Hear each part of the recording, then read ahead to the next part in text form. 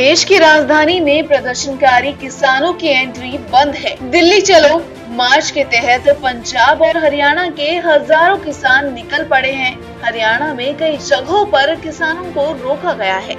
न मानने पर पानी की बौछारें, आंसू गैस के गोले भी छोड़े जा रहे हैं। बॉर्डर पर सघन चेकिंग अभियान से ट्रैफिक व्यवस्था चरमरा गई है। ऊपर से एनसीआर के शहरों से दिल्ली के लिए मेट्रो सेवा भी बंद रहने के कारण लोगों को परेशानी का सामना करना पड़ रहा है। गुरुग्राम, नोएडा, गाजियाबाद से दिल्ली आने जाने वालों को खासी दिक्कतों का सामना करना पड़ रहा है। बता दें, दिल्ली ट्रैफिक पुलिस ने अलर्ट जारी करते हुए लोगों से मुकबरा चौक को अवॉइड करने की अपील की है। सिंघू बॉर्डर की तरफ से गाड़ियों को जाने नहीं दिया जा रहा। पुलिस ने इंटरस्टेट गाड़ियों को वेस्टर्न ईस्टर्न पेरिफेरल एक्सप्रेस से जाने की सलाह दी है। बॉर्डर वाले एरियाज में भी भारी पुलिस फोर्स को तैनात किया गया है। So the farmers' march to Delhi has met with lot of resistance from the Haryana police. While on their way to Delhi, there have been instances where they have clashed with the police. Tear gassing has been done. What do you have to say on that? Look, we've got a constitution in this country, or don't we have one? If we have one, then that constitution clearly states you have freedom of speech, freedom of thought, freedom of action. And what the farmers here were agitating against the bills that they have brought. Now, you can't stop a person going to your capital city where parliament is and expressing their views. Why are you stopping them? Anytime you want to, and there's an agitation, people have been allowed to go there and had it. Don't you remember a BJP agitation, which was a massive RSS one organized in Ramlila Madans? I remember that day when it was happening in Delhi. Why don't you allow the farmers go and to give their views and say कि हम बिल्कुल इसके खिलाफ हैं या खिलाफ नहीं है, जो भी उन्होंने देना है वहाँ करे, पर उनको रोकना is going against the constitutional spirit and the spirit of freedom of speech of this country. This I do not agree with. I think the Haryana government should have just allowed them to go, and Delhi government should give them space to go and sit down and make their point of view, and then they'll come away. But if you try to stop them, then every reaction has a counter reaction. किसान आंदोलन की वजह से metro सेवा भी प्रभावित रहेगी। बीएमआरसी की ओर से दी गई जानकारी के मुताबिक मेट्रो में आप दिल्ली से नोएडा आ सकते हैं, लेकिन नोएडा से दिल्ली नहीं जा सकते। आज मेट्रो बॉर्डर को पार करेगी, लेकिन शहर के किसी भी मेट्रो स्टेशन पर मेट्रो में चढ़ने के लिए सेवाएं आज बंद रहेंगी। केवल दिल्ली से आने जाने वाले यात्रियों के लिए ही एग्जिट होने के गेट खुलेंगे। अगर शुक्रवार सुबह कुछ बदलाव होता है तो मेट्रो के संचालन में भी बदलाव किया जाएगा। किसानों के दिल्ली आने की सबसे ज्यादा संभावना सोनीपत, पानीपत, करनाल से लगे सिंधु बॉर्डर की तरफ से है।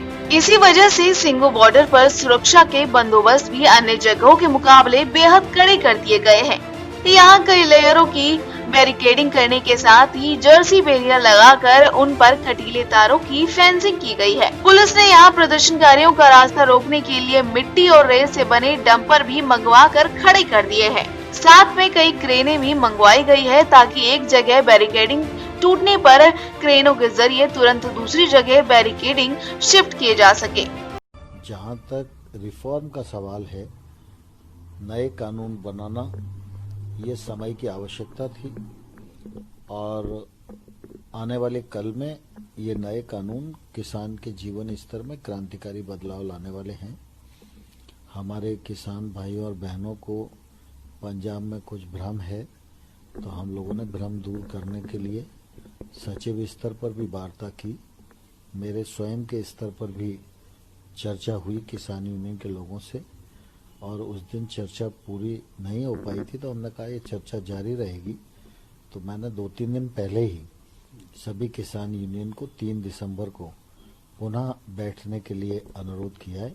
मैं आपके माध्यम से सभी किसान भाइयों और बहनों को अनुरोध करना चाहता हूं कि सरकार पूरी तरह चर्चा के लिए तैयार है। चर्चा के माध्यम से ही रास्ते निकलते हैं, इसलिए कृपा करके वो अपने आंदोलन को स्थगित करें, चर्चा के लिए आएं और हम उनका चर्चा और स्वागत करने के लिए तैयार। यहाँ पुलिस और असंवैधानिक बलों का भी भारी जमावड़ा देखने को मिल रहा है। हरियाणा की ओर से आ रही एक गाड़ी की चेकिंग की जा रही है।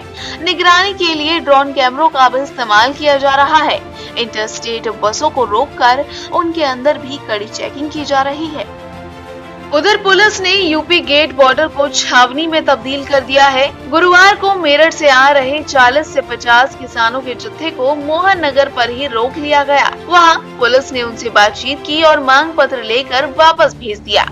यहाँ किसानों में एकजुटता की कमी देखी किसान अपनी अपनी गाड़ियों में थे।